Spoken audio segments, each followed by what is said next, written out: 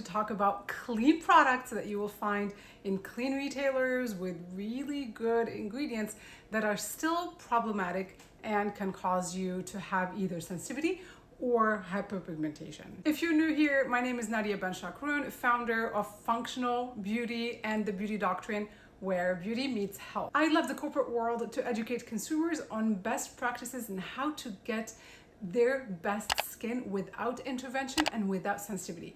What I've realized from 28 years in the beauty industry is that so much skincare is designed to just exfoliate the skin rapidly, revealing that new skin, but it's overdone and it's causing a lot of issues. That's why a lot of people are aging faster, a lot of people are getting hyperpigmentation and are getting reactive. You might be noticing redness, sensitivity, excessive dryness, and that's when your lipid barrier is compromised. We have to, first of all, maintain that solid lipid barrier to protect our skin from aging, from sensitivity, from environmental aggressors. Many skin issues are actually rooted in the skincare itself. I'm going to cover many skincare products that are clean. So you could be doing your homework, you're looking at all the different apps, you're looking at toxins, you're looking at all these things. But the one thing that is often forgotten almost 100% of the time in the natural beauty realm and the clean beauty realm is sensitizing ingredients. Because a lot of these brands took out fragrance and replaced it with essential oils, which in some cases can be worse. Essential oils are very volatile, especially those that are based on citrus. So I'm going to really focus on that in this video. Just going through my list here, looking at ingredient lists of clean moisturizers, and then telling you which ones you should not be using because of the citrus. And why is citrus an issue? It's because it can interact with the sun and cause sensitivity and also hyperpigmentation, and that's huge. I've seen many sunscreens have citrus ingredients, and when I say citrus, you want to look for orange peel, neroli, bergamot, lime, lemon, grapefruit. So anything that sounds citrusy is having great potential to create that hyperpigmentation when you're out in the sun. And obviously a lot of skincare products are designed to be used in the morning. Let's get started. Next up is a product from Veronique, a really popular clean skincare brand. Not a fan at all, and that's because they use quite a few harsh ingredients. So the most popular product they have is the vitamin C ferulic serum, and so I'm assuming that is their take on the SkinCeuticals one, because it's one of the top selling serums out there. Again, not a fan of that either because of the L-ascorbic acid. L-ascorbic acid is the vitamin C form that's most used in skincare. It's very unstable. It's also sensitizing. And so a lot of the stability tests have been done in labs, but very often once that ingredient comes in contact with air or light, it's oxidized, and we don't want to touch our skin with anything that's oxidized, because guess what, it's actually now aging our skin versus de-aging it. Very important. The purpose of skincare is actually to slow down aging, not speed it up. And so you want to try and avoid as many oxidized ingredients as possible, and L-ascorbic acid again is one that can oxidize very, very quickly. And so this, addresses the instability. The other piece to it is the fact that it's often a very low pH, which is not necessarily compatible with the skin. It's acidic. When an ingredient or product is acidic, that means it's causing sensitivity for it to be able to work and absorb into the skin.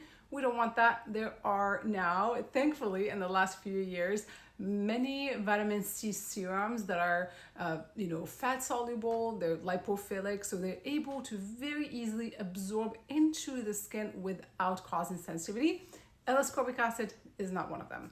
And so that's my biggest call out when I'm looking at the ingredient list here on this serum. So they are using some really great ingredients. They have glutathione, which is actually a whitening ingredient. There's alpha lipoic acid, which is powerful antioxidant. There's lycopene, that's great. So yeah, unfortunately, fortunately, there are a lot of good ingredients, but I would skip this one because of the L-ascorbic acid, which is pretty high up on the ingredient list. So again, there are plenty of other really great alternatives. Staying with Marie Veronique, actually looking at the sunscreen here, I have a big problem with this formulation. It's packed with essential oils. I don't mind seeing 1 or 2 essential oils here and there in low concentrations in products that you don't necessarily use daily, but this is a sunscreen. Keep in mind, when it's a sunscreen, it's the closest product to the sun. You're using it last on your skincare or in your skincare routine. And obviously 100% you're using it during the day when you're going out most of the time into direct sunlight. And this has got not only a bunch of essential oils, but neroli, which is a citrus oil.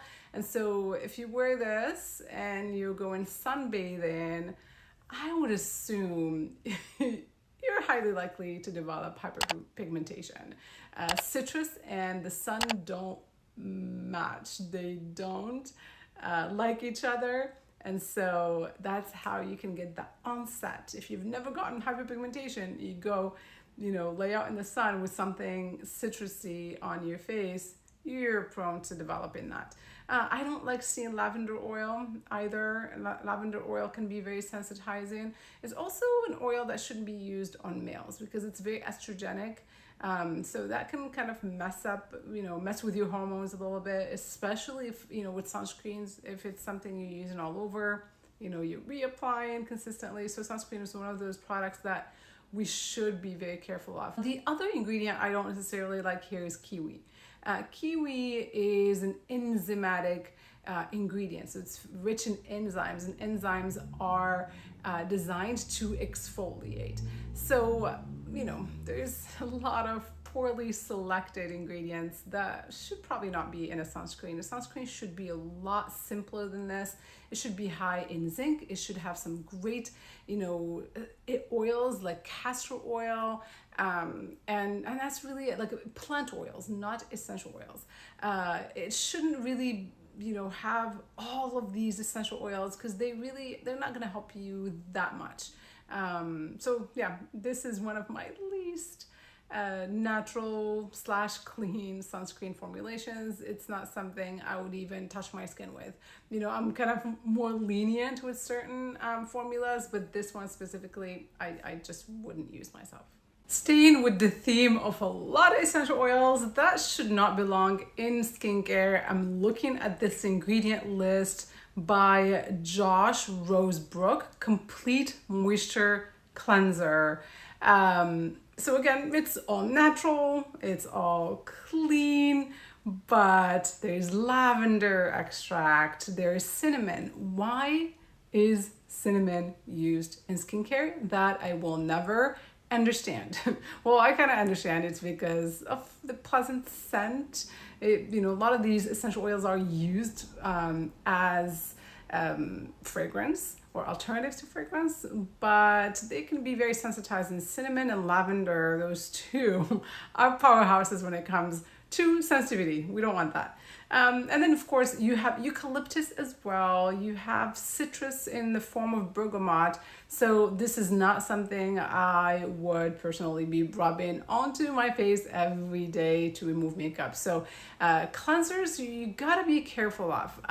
Even though they come in contact with your skin for a short period of time, many of us really take the time, as we should, to massage those cleansers into the skin to break down makeup. And so you're massaging, you're actually breaking up the makeup, but also breaking up your delicate lipid barrier that's supposed to be protecting you. Next product is African Botanics Infusion Micro Liquid Serum. So I would presume that they're recommending this one to use as a toner or an essence.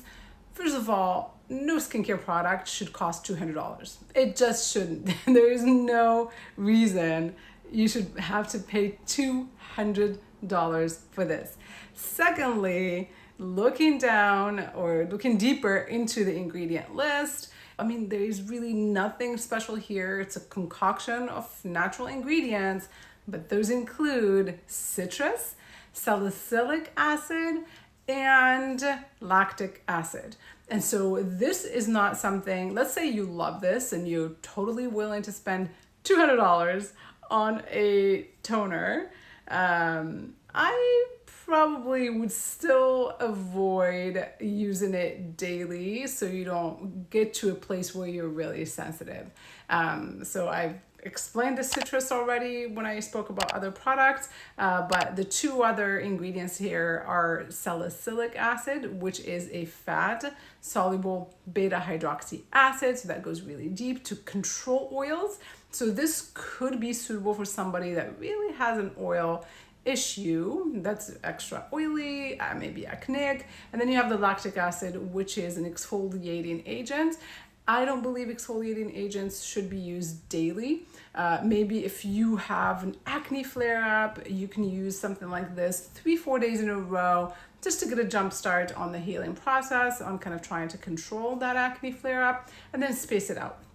So if I had a product like this, if I was maybe gifted this product, well, I don't know, it's got the citrus. I was gonna say, if I have a product that has salicylic acid and lactic acid, I would probably, use it occasionally, a couple of times a week. Maybe if you have this already, because it's got the citrus ingredients and because it's very pricey, if you have solid skin, like you've never had any issues with sensitivity, you're really taking care of your skin, you layer in all those moisturizers and those like barrier strengthening products, maybe you can get away with using it, having the citrus in it at nighttime only, but again, not every day, maybe in rotation with something really gentle.